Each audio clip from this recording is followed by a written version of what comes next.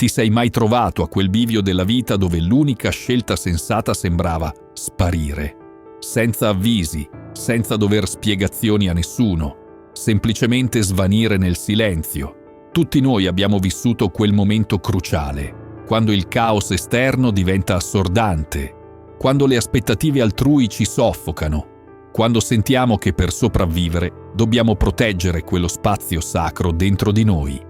Ma c'è una rivelazione straordinaria che attende chi ha il coraggio di diventare irraggiungibile. Qualcosa di trasformativo accade in quello spazio di silenzio volontario. All'inizio il mondo reagisce, messaggi, chiamate, persone che si interrogano sulla tua improvvisa assenza.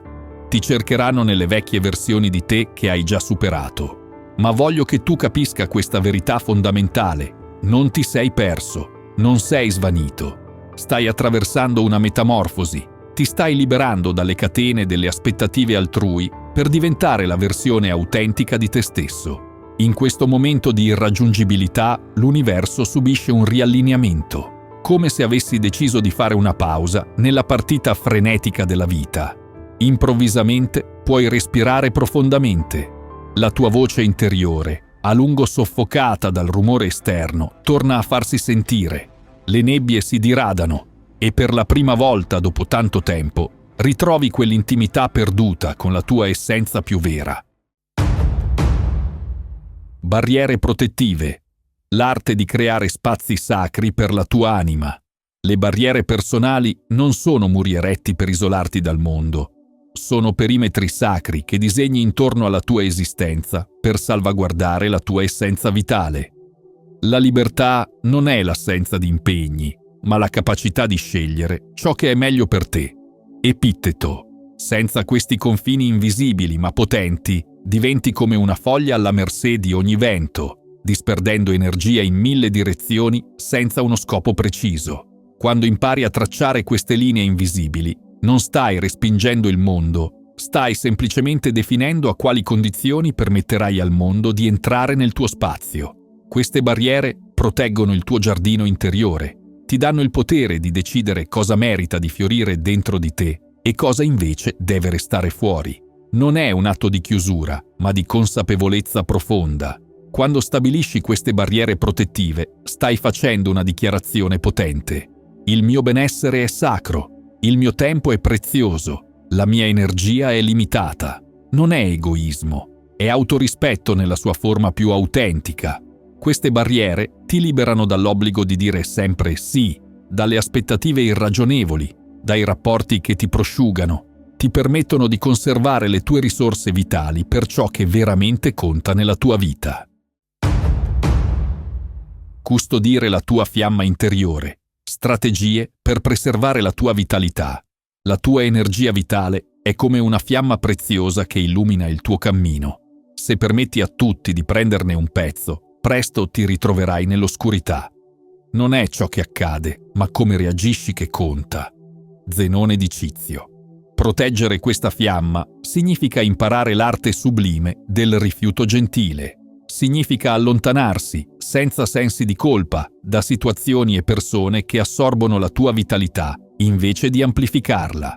Nel turbine frenetico della società moderna siamo bombardati da richieste incessanti. La famiglia che pretende attenzione, gli amici che richiedono supporto, il lavoro che esige dedizione, i social media che reclamano partecipazione. Ci hanno indottrinati a credere che essere sempre disponibili, sempre connessi, sempre pronti al sacrificio sia l'unico modo per dimostrare affetto, lealtà e professionalità. Ecco una verità scomoda, ma necessaria. Un pozzo prosciugato non può dissetare nessuno. Se non custodisci la tua fiamma interiore, il tuo equilibrio mentale, la tua stabilità emotiva, inevitabilmente arriverai al punto di rottura. Custodire la tua fiamma significa impostare limiti chiari, anche quando questo crea disagio iniziale nelle persone abituate a oltrepassarli. È facile scivolare nella trappola dell'accontentare tutti, evitare conflitti, temere di deludere chi ti circonda, ma considera questo. Senza quei limiti chiari, consegni agli altri le chiavi del tuo benessere. La sinfonia del silenzio. ridefinire la connessione attraverso la distanza. Rendersi irraggiungibili non significa tagliare i ponti con il mondo. È piuttosto come un musicista che fa una pausa calcolata, quel momento di silenzio che dà significato alle note che seguiranno. Quando giudichi gli altri non li definisci, definisci te stesso. Seneca. Questa distanza temporanea non è abbandono o indifferenza verso chi ami. È un atto consapevole di protezione della tua integrità psicologica, emotiva e spirituale. Quando qualcuno si rende improvvisamente irraggiungibile, la reazione istintiva è spesso personale. Ho fatto qualcosa di sbagliato? Sta evitando proprio me? La realtà, molto più semplice ma difficile da accettare per gli altri, è che raramente si tratta di loro. Si tratta di un bisogno profondo di ritrovare equilibrio interiore. Nelle relazioni significative della nostra vita, che siano romantiche, familiari o amicali, spesso ci ritroviamo frammentati in 1000 pezzi, distribuiti tra le esigenze di chi ci circonda. Ci diluiamo a tal punto da non riconoscere più il nostro sapore originale. In questi momenti la distanza non è un capriccio, è una necessità vitale. Non significa che il tuo amore si sia affievolito. Al contrario, ti stai allontanando temporaneamente per poter tornare più integro, più autentico, più capace di amare con pienezza invece che con i rimasugli della tua energia. Nella cultura dell'iperconnessione ci aspettiamo risposte immediate, disponibilità costante, presenza perpetua.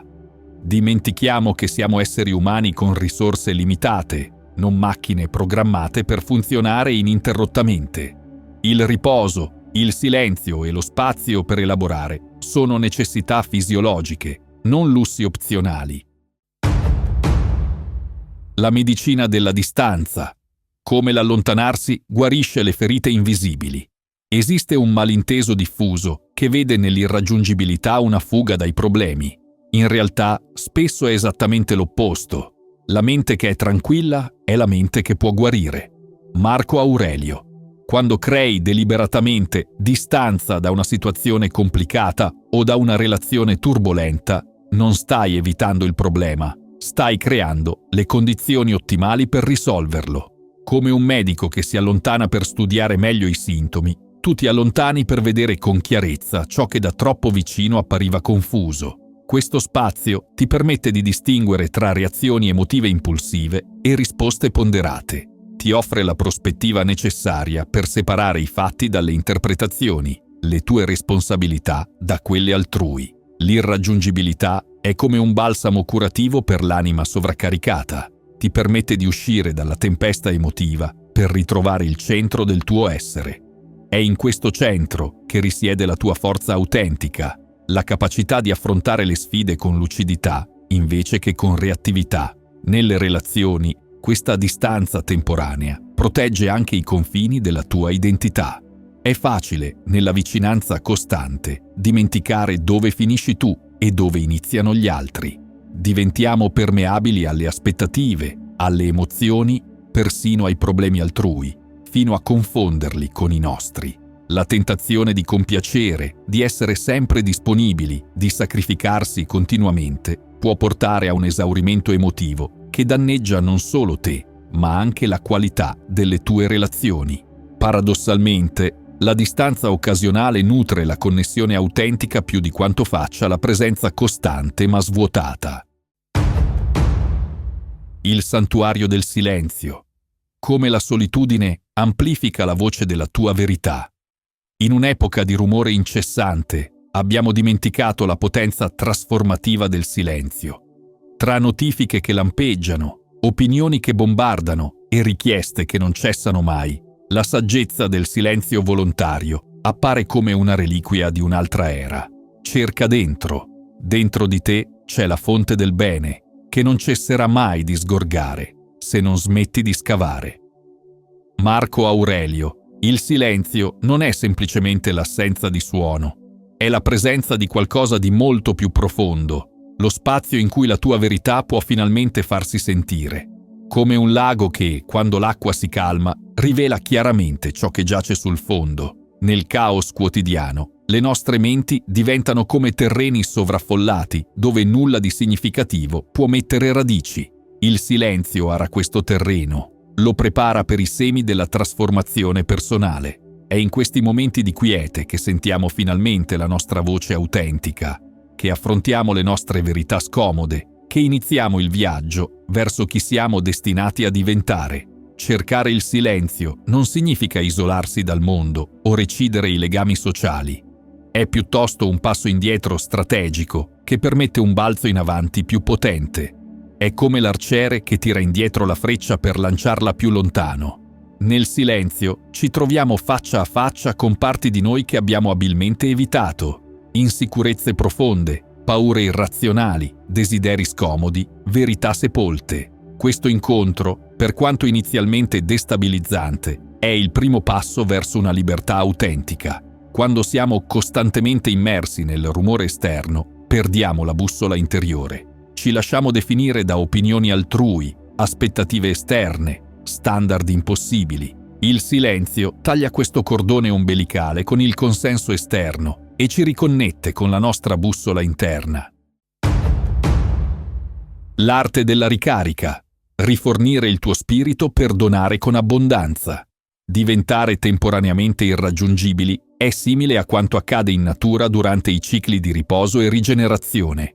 Come un campo che deve rimanere a maggese per tornare fertile, così il tuo spirito necessita di periodi di quiete rigenerativa. A volte il modo migliore per aiutare qualcuno è semplice: ritirati e lascia che impari da solo.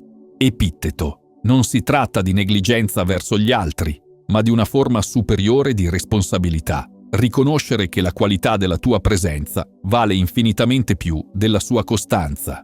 È preferibile offrire un'ora di presenza autentica e rigenerata, piuttosto che giorni di disponibilità svuotata e meccanica.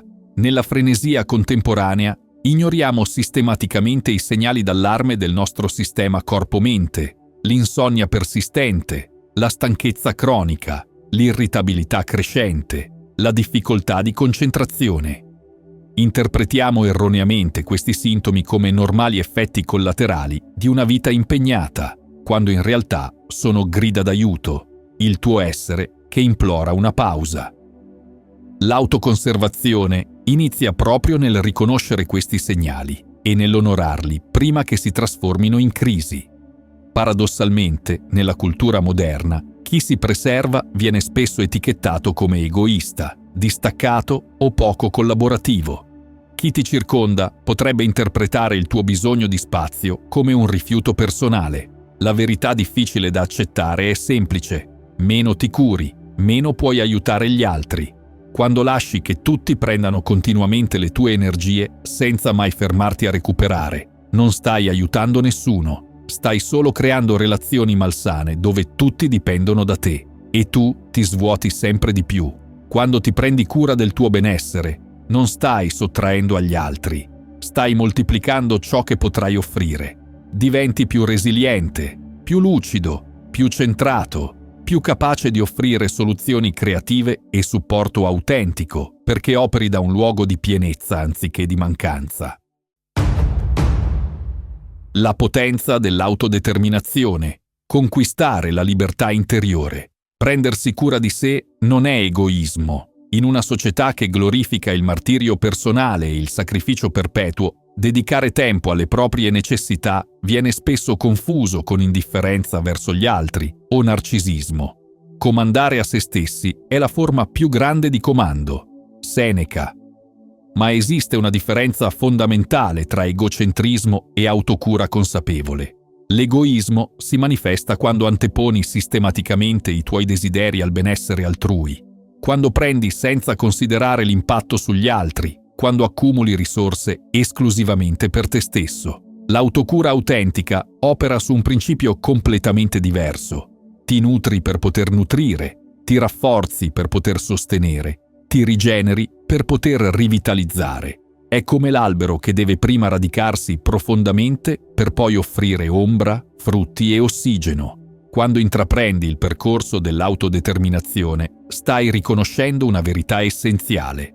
La tua evoluzione personale non è un lusso opzionale, ma una responsabilità primaria. Ti permetti di esplorare passioni autentiche, di svilupparti in molteplici dimensioni, di nutrire quella scintilla unica che solo tu puoi portare nel mondo. Questo non è egoismo, è l'espressione più alta di responsabilità verso il tuo potenziale e di conseguenza verso ciò che puoi offrire agli altri. Rifletti onestamente. Come puoi versare da una tazza che non hai mai riempito? Come puoi guidare altri attraverso territori che non hai mai esplorato? Come puoi offrire stabilità emotiva se la tua è costantemente compromessa? L'autodeterminazione riguarda il riconoscere che la qualità della tua presenza nel mondo è direttamente proporzionale alla qualità della relazione che hai con te stesso. La metamorfosi silenziosa. Non stai svanendo, stai sbocciando.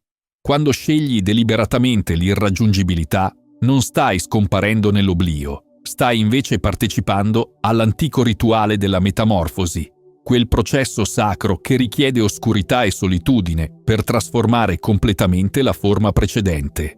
La felicità della tua vita dipende dalla qualità dei tuoi pensieri. Marco Aurelio. Come il bruco che si ritira nel bozzolo prima di emergere come farfalla, così tu ti ritiri temporaneamente dal mondo esterno per permettere una trasformazione profonda. Non è fuga, è preparazione. Spesso sacrifichiamo la nostra essenza sull'altare delle aspettative altrui, dimenticando che la nostra prima responsabilità è verso il nostro benessere interiore. L'irraggiungibilità ci offre quello spazio sacro per risintonizzarci con la nostra voce autentica, liberarci da condizionamenti esterni e ritornare alle relazioni con una presenza più integra e consapevole.